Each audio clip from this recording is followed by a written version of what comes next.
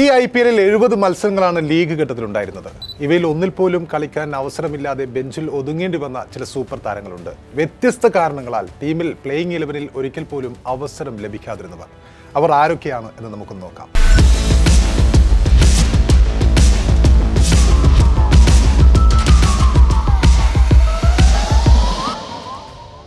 ഈ ലിസ്റ്റ് പറയുമ്പോൾ തന്നെ നിങ്ങളുടെ മനസ്സിലൊരു മുഖം പ്രത്യക്ഷപ്പെടുന്നുണ്ടാവും. Yes, none other than Mahendra Singh Dhoni. ഈ ലിസ്റ്റിലെ ഏറ്റവും പ്രമുഖൻ, ഏറ്റവും പ്രധാന ചെന്നൈ സൂപ്പർ കിങ്സിൻ്റെ ഇതിഹാസ താരവും മുൻ ക്യാപ്റ്റനുമായ MS ധോണിയാണ്. അദ്ദേഹത്തെ CSK മാനേജ്മെൻറ്റ് മനഃപൂർവ്വം കളിപ്പിക്കാതെ മാറ്റി നിർത്തിയതാണോ അതോ അദ്ദേഹത്തിന് പരിക്കാണോ എന്ന കാര്യം ഇപ്പോഴും ഒരു തർക്ക വിഷയമാണ്. അതുമല്ലെങ്കിൽ ധോണി തന്നെ മാറി നിന്നതാണോ, ധോണി ഈ ടൂർണമെൻറ്റിന് മുമ്പ് തന്നെ അദ്ദേഹം വിരമിച്ചിട്ടുണ്ടോ, അങ്ങനെയുള്ള അഭ്യൂഹങ്ങളൊക്കെ ഈ ടൂർണമെൻറ്റിനിടക്ക് പരന്ന പ്രധാനപ്പെട്ട കാര്യങ്ങളിലൊന്നായിരുന്നു. നമുക്കറിയാം, IPL ചരിത്രത്തിലെ 19 സീസണുകളിൽ ഇതാദ്യമായിട്ടാണ് MS ധോണി ഒരു മത്സരത്തിൽ പോലും കളിക്കാതെ ഒരു സീസൺ പൂർത്തിയാക്കുന്നത്. ധോണിയുടെ അസാന്നിധ്യം ചെന്നൈ നിരയെ ചില മത്സരങ്ങളിലെങ്കിലും കാര്യമായി ബാധിച്ചു എന്ന് വേണമെങ്കിൽ പറയാം. അവസാന മത്സരശേഷം ക്യാപ്റ്റൻ ഗെയ്ക്വാദ് അത് സമ്മതിക്കുകയും ചെയ്തിട്ടുണ്ട്. അതിനൊപ്പം അടുത്ത സീസണിൽ മഹേന്ദ്ര സിംഗ് ധോണി മടങ്ങിയെത്തുമോ എന്ന ചോദ്യത്തിനും സമ്മാനദാന ചടങ്ങിനിടെ ഗെയ്ക്വാദ് സൂചന നൽകുകയുണ്ടായി. ഗെയ്ക്വാദ് പറഞ്ഞത് ഇങ്ങനെയാണ്: അടുത്ത സീസണിൽ മഹേന്ദ്ര സിംഗ് ധോണി കളിക്കുമോ എന്നത് തീർച്ചയായും അടുത്ത വർഷം മാത്രമേ എല്ലാവർക്കും അറിയാൻ സാധിക്കൂ. എനിക്ക് പോലും അത് അടുത്ത വർഷമേ അറിയാനാകൂ. നിലവിൽ അതിനെക്കുറിച്ച് ഒന്നും പറയാറായിട്ടില്ല. ധോണി കളിക്കുമോ, അല്ലെങ്കിൽ ധോണി ക്രീസിലുണ്ടാക്കുന്ന ആ ഒരു ഇമ്പാക്റ്റ് ഈ സീസണിൽ ടീമിന് വലിയൊരു നഷ്ടം തന്നെയായിരുന്നു. അദ്ദേഹത്തിൻ്റെ അസാന്നിധ്യം ഞങ്ങൾക്ക് വലിയ തിരിച്ചടി തന്നെയാണ് നൽകിയത്. അവസാന ഓവറുകളിൽ എതിരാളികളിൽ ഭയമുണ്ടാക്കാനും കളി ഒറ്റയ്ക്ക് മാറ്റാനും ധോണിക്ക് സാധിക്കുമായിരുന്നു. ഈ സീസണിൽ ഞങ്ങൾ അദ്ദേഹത്തെ ഒരുപാട് മിസ് ചെയ്തു. അടുത്ത സീസണിൽ എന്താണ് സംഭവിക്കുക എന്ന് പ്രവചിക്കാനാവില്ല എന്നാണ് ഋതുരാജ് പറഞ്ഞത്. ധോണിയുടെ അസാന്നിധ്യത്തിൽ IPL-ൽ വലിയ പ്രതീക്ഷകളുമായി വന്ന CSKക്ക് 14 മത്സരങ്ങളിൽ 6 വിജയങ്ങളും 8 തോൽവികളുമാണ് നേടാനായത്. ധോണിയുടെ കാര്യമെടുത്താൽ കാൽമുട്ടിനേറ്റ് പരിക്ക് കാരണം എന്ന ലേബലിലാണ് സീസൺ മുഴുവനായും അദ്ദേഹത്തിന് നഷ്ടപ്പെട്ടത്. സീസണിൻ്റെ തുടക്കത്തിൽ വന്ന റിപ്പോർട്ടുകൾ പ്രകാരം ധോണി 2 ആഴ്ചയ്ക്ക് ശേഷം കളിക്കാൻ ഇറങ്ങുമെന്നായിരുന്നു ആ സമയത്തെ സൂചനകൾ.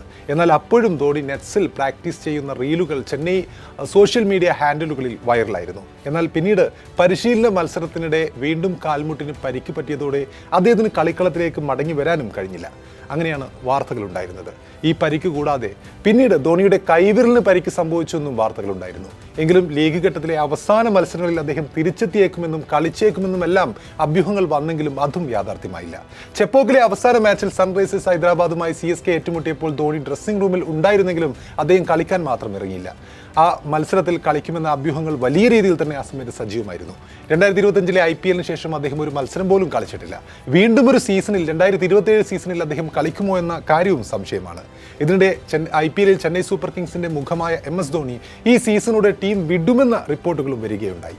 ധോണി CSK ടീം മാനേജ്മെന്റുമായി ഭിന്നതയിലാണെന്നും റിപ്പോർട്ടുകൾ പറയുന്നുണ്ട്. തന്നോട് കൂടിയാലോചിക്കാതെ CSK മാനേജ്മെന്റ് എടുക്കുന്ന തീരുമാനങ്ങളിൽ അദ്ദേഹം അതൃപ്തനാണെന്നാണ് സൂചനകൾ. ഇതാണ് കടുത്ത ഭിന്നതയിലേക്ക് എത്തിച്ചത് എന്നാണ് പുറത്തു വന്ന ആ സമയത്തുള്ള വിവരങ്ങൾ. എന്നാൽ ധോണിയോ CSK മാനേജ്മെന്റോ ഇക്കാര്യങ്ങളെക്കുറിച്ച് ഇതുവരെയും പ്രതികരണമൊന്നും നടത്തിയിട്ടില്ല. അപ്പോൾ എപ്പോൾ കളിക്കാൻ ഇറങ്ങണമെന്ന് ധോണിക്ക് തീരുമാനിക്കാം എന്നാണ് ടീം മാനേജ്മെന്റിന്റെ നിലപാട്.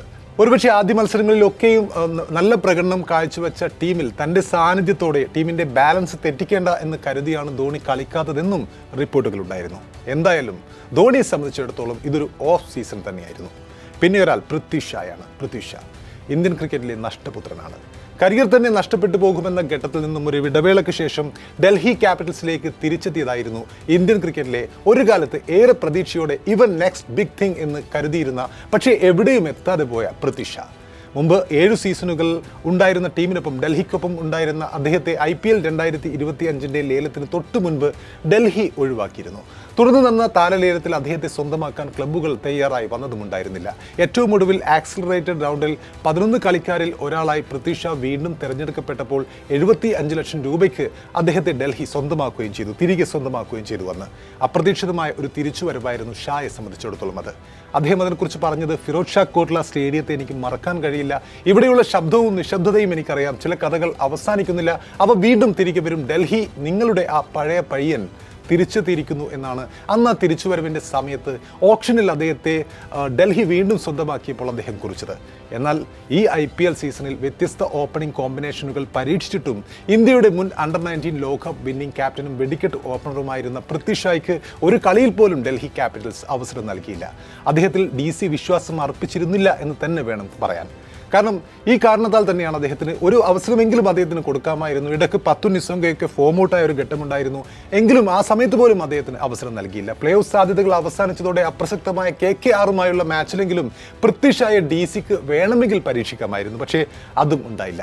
പുതിയ സീസൺ ആരംഭിക്കുന്നതിന് മുമ്പ് നമുക്കറിയാം പൃഥ്വി ഷാ തൻ്റെ പദ്ധതികൾ വ്യക്തമാക്കിക്കൊണ്ട് IPL തൊട്ട് മുമ്പത്തെ ഒരു അഭിമുഖത്തിൽ ഇങ്ങനെ പറഞ്ഞിരുന്നു, ഞാൻ ഇന്ത്യൻ ടീമിലേക്ക് തിരിച്ചെത്തുമെന്ന കാര്യത്തിൽ പോലും എനിക്ക് സംശയമില്ല. അതിനുവേണ്ടിയാണ് ഞാൻ കഠിനാധ്വാനം ചെയ്യുന്നത്. ഭൂതകാലത്തിൽ നിന്ന് വ്യത്യസ്തമാണ് കാര്യങ്ങൾ. എൻ്റെ ഭാഗത്ത് നിന്ന് 100 അല്ല 200% ശ്രമമുണ്ടാകും. ഇന്ത്യൻ ടീമിലേക്ക് മടങ്ങാൻ മാത്രമാണ് ഞാൻ IPL കളിക്കുന്നത്. ഡൽഹിക്കായി IPL കിരീടങ്ങൾ സ്വന്തമാക്കാനും ഓരോ മത്സരങ്ങൾ വിജയിപ്പിക്കാനും ഞാൻ ശ്രമിക്കുമെന്നാണ് ഈ IPL-ന് തൊട്ടു മുമ്പ് പൃഥ്വി ഷാ ആത്മവിശ്വാസത്തോടെ പറഞ്ഞത്. എന്നാൽ അതൊക്കെയും പാഴ്വാക്കുകളായി മാറുകയും ചെയ്തു. അദ്ദേഹത്തിന് ഒരു അവസരം പോലും ലഭിച്ചതുമില്ല. പിന്നെ ഒരാൾ ഇഷാന്ത് ശർമ്മ, ഇന്ത്യയുടെ മുൻ സൂപ്പർ ബോളറാണ്, വെറ്ററൻ പേസറാണ്. ഇഷാന്ത് ശർമ്മയെക്കുറിച്ച് പറയുമ്പോൾ അദ്ദേഹം ഗുജറാത്ത് ടൈറ്റൻസിനൊപ്പമുള്ള താരമാണ്. അദ്ദേഹത്തെ ലീഗ് ഘട്ടത്തിലെ ഒരു കളിയിൽ പോലും GT മാനേജ്മെൻറ്റ് പരീക്ഷിച്ചിട്ടില്ല. GT പ്ലേ ഓഫിൽ എത്തിയെങ്കിലും ഇനി ഇഷാന്തിനെ കളിപ്പിക്കാനുള്ള സാധ്യതയും തീരെ കുറവാണ്. അതിശക്തമായൊരു പേസ് ബോളിംഗ് യൂണിറ്റ് ഇപ്പോൾ GTക്കുണ്ട് എന്ന് നമുക്കറിയാം. അതിനാൽ തന്നെ ഇഷാന്തിൻ്റെ സേവനം അവർക്ക് ആവശ്യമില്ല എന്നതാണ് സത്യം. കാരണം സിറാജും റബാഡയും നയിക്കുന്ന ടീമിൽ ഇഷാന്തിനെ ഉൾപ്പെടുത്താൻ ഏത് പൊസിഷനിൽ ഉൾപ്പെടുത്തുമെന്നത് വലിയൊരു വിഷയം തന്നെയാണ്.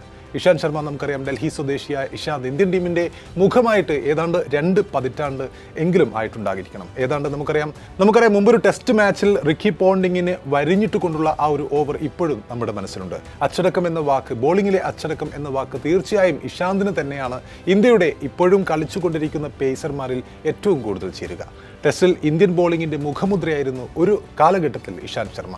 അൺപ്ലേയബിൾ പന്തുകളുടെ ഒരു കമനീയ ശേഖരം തന്നെ എന്നും സ്വന്തമായുള്ള ഇഷാന്തിൻ്റെ ക്രൂഷ്യൽ സ്പെല്ലുകൾ പലതും ഏറ്റവും നിർണായക സമയത്ത് എതിർ ടീമിൻ്റെ മധ്യനിരയെ തകർക്കുന്നത് നമ്മൾ കണ്ടിട്ടുണ്ട്, മുൻനിരയെ തകർക്കുന്നത് കണ്ടിട്ടുണ്ട്, IPL-ലും കണ്ടിട്ടുണ്ട്. അതാണിപ്പോൾ നഷ്ടമായത്. പിന്നെ ഒരാൾ രാഹുൽ ത്രിപാഠിയാണ്. IPL ഒരു സമയത്തെ സ്ഥിര സാന്നിധ്യമായിരുന്നു, മധ്യനിര ബാറ്ററായിരുന്നു ത്രിപാഠി. നിരവധി ടീമുകളിൽ അദ്ദേഹം മധ്യനിരയെ കൃത്യമായിട്ടും 1 ഡൗൺ അല്ലെങ്കിൽ 2 ഡൗൺ പൊസിഷനിൽ ഇറങ്ങിക്കൊണ്ട് മികച്ച ഇന്നിങ്സുകൾ കാഴ്ചവെച്ചിരുന്നു. മിനി ലേലത്തിൽ മുൻ ടീമായ കൊൽക്കത്ത നൈറ്റ് റൈഡേഴ്സാണ് അദ്ദേഹത്തെ ടീമിലേക്ക് വിളിച്ചെടുത്തത്. പക്ഷേ സീസണിലുടനീളം രാഹുൽ ത്രിപാഠിയുടെ സ്ഥാനം ബെഞ്ചിലായിരുന്നു.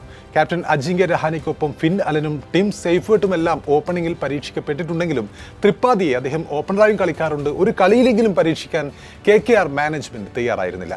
മറ്റൊരാൾ ജയന്ത് യാദവാണ്. ഇന്ത്യയുടെ മുൻ ഓൾറൗണ്ടറാണ്. 2022 മുതൽ ഗുജറാത്ത് ടൈറ്റൻസിൻ്റെ ഭാഗമാണ് അദ്ദേഹം. എന്നാൽ 2023 ഒരു മത്സരം കളിച്ചതല്ലാതെ ജയന്തിന് വേറെ അവസരങ്ങളൊന്നും GT നൽകിയിരുന്നില്ല. നമുക്കറിയാം ഒരു കാലഘട്ടത്തിൽ ഇന്ത്യക്കായി ടെസ്റ്റിൽ സെഞ്ചുറി അടക്കം കുറിച്ച താരമാണ് ജയന്ത് യാദവ്. GT പ്ലേ ഓഫിലേക്ക് മുന്നേറിയെങ്കിലും ഇഷാന്തിനെ പോലെ ഇദ്ദേഹത്തെയും കളിപ്പിക്കാനുള്ള സാധ്യത അവിടെ തീരെ ഇല്ല എന്ന് തന്നെ വേണം കരുതാൻ. അതുപോലെ ഉമ്രാൻ മാലിക്, IPL അരങ്ങേറ്റം മത്സരത്തിൽ തന്നെ മിന്നൽ വേഗതയിലൂടെ ക്രിക്കറ്റ് ലോകത്തെ ഞെട്ടിച്ച താരമായിരുന്നു യുവ ഫാസ്റ്റ് ബോളറായ ഉമ്രാൻ മാലിക്. 2021 SRH വേണ്ടി കളിക്കുമ്പോൾ KKR-നെതിരായ ഒരു കളിയിൽ അരങ്ങേറിയ ജമ്മു കാശ്മീരിൽ നിന്നുള്ള ഈ പേസർ അന്ന് ഒരു വമ്പൻ നേട്ടവും കുറിച്ചാണ് കൈയടി നേടിയത്. അന്ന് KKR-നെതിരെയുള്ള മത്സരത്തിൽ വിക്കറ്റൊന്നും അദ്ദേഹത്തിന് നേടാനായിട്ടില്ലെങ്കിലും ആ IPL-ൽ ഒരു ഇന്ത്യൻ താരത്തിൻ്റെ ഏറ്റവും വേഗമേറിയ പന്തെറിഞ്ഞാണ് ഉമ്രാൻ തിരികെ കയറിയത്. IPL-ൽ ആദ്യമായി 150 കിലോമീറ്ററിന് മുകളിൽ വേഗത്തിൽ പന്തെറിയുന്ന ഇന്ത്യൻ താരമായും ഉമ്രാൻ മാറുകയുണ്ടായി ആ സമയത്ത്. പിന്നീട് നമുക്കറിയാം തൊട്ടടുത്ത IPL സീസണിൽ ഏറ്റവും വേഗത്തിൽ ഒരു മത്സരത്തിൽ പന്തെറിയുകയാണെങ്കിൽ 1 ലക്ഷം രൂപ ഇനാം പ്രഖ്യാപിക്കപ്പെട്ട ഒരു IPL ടൂർണമെൻ്റ് ആയിരുന്നു പിന്നീടുള്ള തൊട്ടടുത്ത വർഷത്തേത്. അപ്പോൾ ഉമ്രാൻ കളിച്ച മത്സരങ്ങളിലൊക്കെയും ഇങ്ങനെ 14 മത്സരങ്ങളിലും ഏറ്റവും വേഗതയേറിയ പന്തുകൾ എറിഞ്ഞുകൊണ്ടെന്ന് 14 ലക്ഷം രൂപ സമ്പാദിച്ചു എന്നതൊക്കെ ആ സമയത്ത് വാർത്തയായിരുന്നു. പിന്നീട് പരിക്കുകളും അതുപോലെ തന്നെ ലൈനും ലെങ്ത്തും ഒക്കെ തെറ്റിയതോടെ അദ്ദേഹത്തെ ബാറ്റർമാർ കൂടുതൽ ആക്രമിച്ചു കളിക്കാൻ തുടങ്ങിയതോടെ ഉമ്രാനും അവസരങ്ങൾ നഷ്ടമാവുകയായിരുന്നു.